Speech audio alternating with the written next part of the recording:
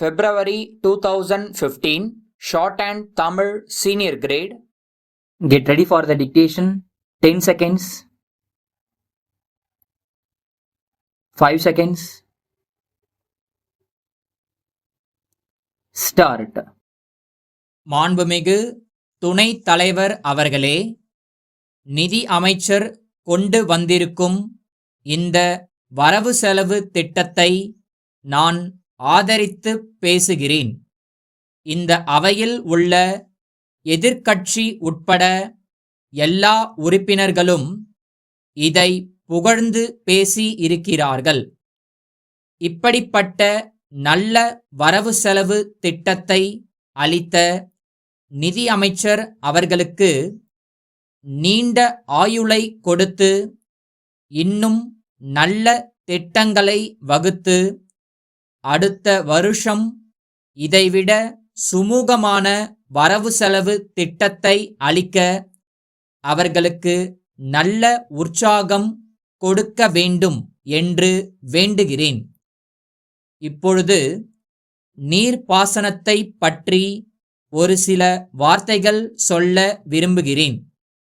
பொதுவாக நம் அரசு வகுத்திருக்கும் திட்டங்களில் நீர்ப்பாசன திட்டம் என்பது மிகவும் முக்கியமான திட்டமாகும்.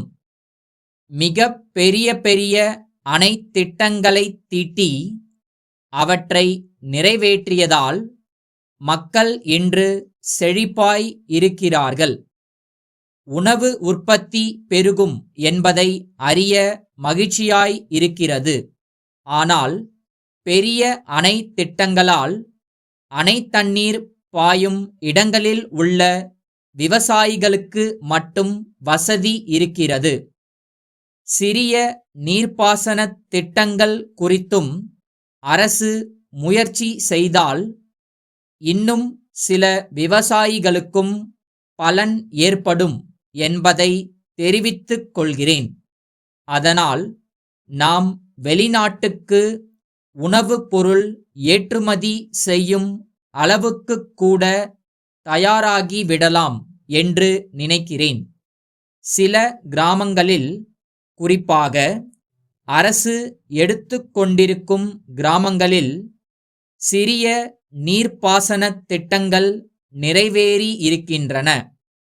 அரசு எடுத்துக்கொள்ளாத இனாம் கிராமங்களில் பாழடைந்த ஏரிகளும் குளங்களும் இருக்கின்றன.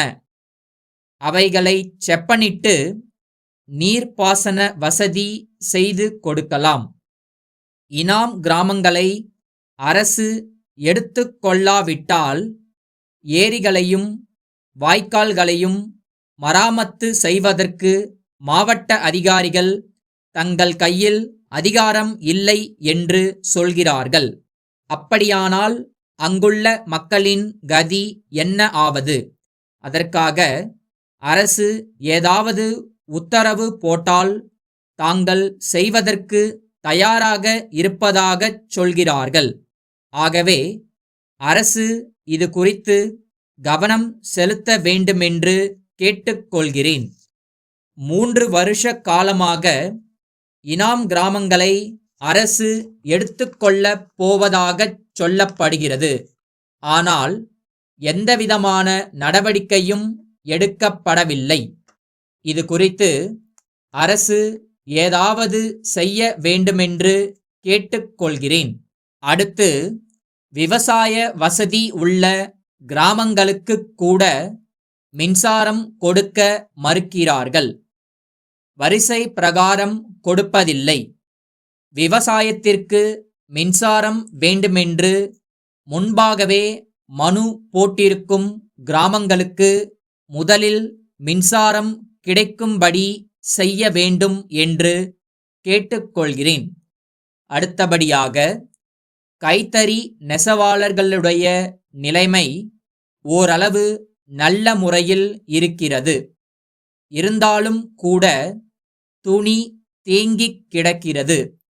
கூட்டுறவு சங்கங்கள் மூலமாக நிறைய தறி கொடுக்க வேண்டுமென்று உத்தரவு இருந்தாலும் அதன் மூலம் சேர்த்து கொண்டு வருகிற தறிகளை மூடுவதாகச் சொல்கிறார்கள்.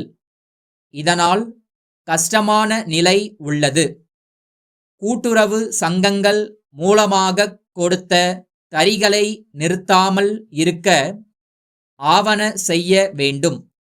மும்பை கண்ணன் கூட்டமைப்பிலிருந்து மும்பை உபேந்திரன் கூட்டமைப்பிற்கு எழுதும் கடிதம்.